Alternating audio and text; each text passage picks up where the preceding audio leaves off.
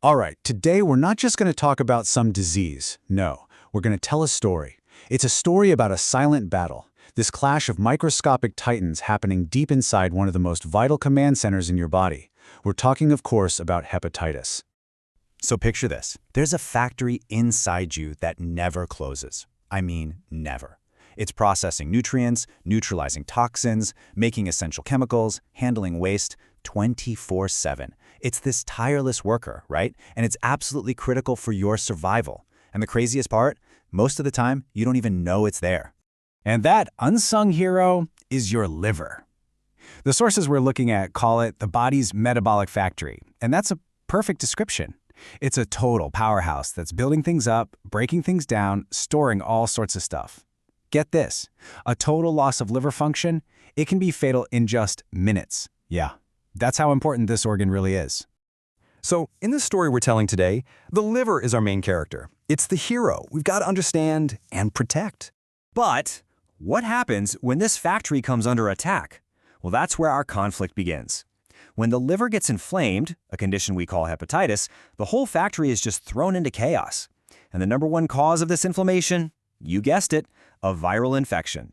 Okay, so if our liver is the hero, then every good story needs a villain, right? And in this case, we've got a whole family of microscopic saboteurs, the hepatitis viruses. Now, there are a few different types, but we're going to focus on the three big ones: hepatitis A, B, and C. All right, let's look at the suspect profiles here. Think of this like a police lineup for viruses. First up, hepatitis A. Its method of entry? What's called the fecal-oral route, basically contaminated food or water. Now, the key thing with Hep A is that it never becomes a chronic long-term problem. It comes and it goes. Hep B and C, though, they're a different story. They're blood-borne, spreading through infected blood and body fluids, and they can definitely stick around and leave a chronic footprint. But here's the good news. We've got shields. We have vaccines for A and B, and C is actually curable. So this really spells out the main difference in how these viruses sneak in. Hepatitis A, that's really about hygiene and sanitation. But hepatitis B and C, they're transmitted when infected fluids get past your body's defenses. We're talking about things like sharing needles, unprotected sex, or even from a mother to her baby during birth. So, the virus is in. What happens next? Well, the factory's alarms start blaring, and an all-out war begins. Let's go inside the liver and see this battle play out. Okay, so an acute infection basically plays out in 3 acts. First, you've got the invasion stage. This is where the virus gets in, and you might just feel kind of off, tired, a little nauseous. Then comes Act 2, all-out war.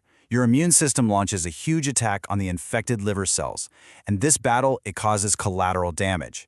That's when you see classic signs like jaundice, the yellowing of the skin and eyes. Finally, if your body wins the fight, you move into the recovery phase. But even then, it can still take a couple of months to feel 100%. But here's the thing. This huge internal battle can be totally silent, especially at the beginning. So, how do we figure out what's really going on in there? Well, that's where blood tests come into the picture. I mean, a lot of people with hepatitis, especially hepatitis C, show zero symptoms for years, sometimes even decades. So how in the world do you catch a silent intruder like that? The answer is hiding in your blood. So for hepatitis B, a standard blood test is looking for 3 main clues. First, there's the surface antigen, or HBsAg. Just think of this as the virus itself. If this is positive, the virus is there. Simple. Second, the surface antibody, or HBsAb. This is your shield. If this is positive, you're immune, either from a vaccine or because you fought off an infection in the past. And third, the core antibody, or HBcAb. This one's like a footprint. It shows you've been infected in the past or are currently infected, but it doesn't actually protect you. Okay, this chart right here is basically the decoder ring for those tests. It makes it super simple. Look at that first row. If all 3 are negative, it means you're not immune and you're at risk. You need the vaccine. Now skip down to the 3rd row. Antigen is negative, but your surface antibody is positive, and your core antibody is negative. That's the perfect result from a vaccine. It means you're protected and you were never actually infected.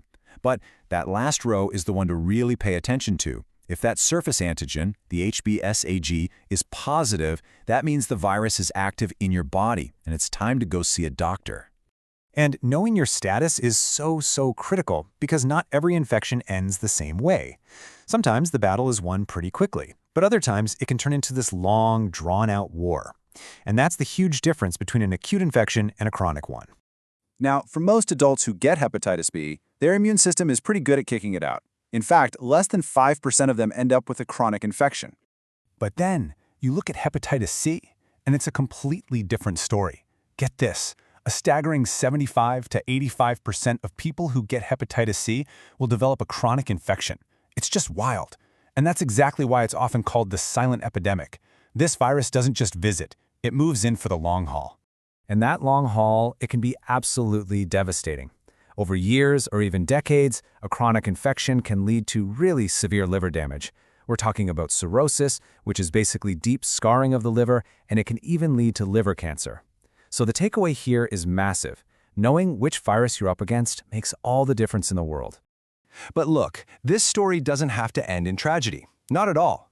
We are not defenseless here. We have a seriously powerful arsenal to protect our body's powerhouse. So here's how we fight back. For hepatitis A and B, the best defense is a great offense: vaccination. The vaccines are super safe and work incredibly well. Now, for hepatitis C, there's no vaccine yet, but we have something that might be even more amazing: a cure. We're talking about simple oral pills that you take for just 8 to 12 weeks, and they can cure over 95% of infections. It's incredible. And of course, let's not forget basic prevention. Good hygiene, safe practices, that's always your first line of defense.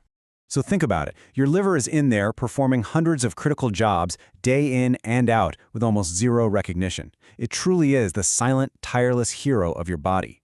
So the only real question left is, knowing everything that's at stake, what are you going to do to protect it?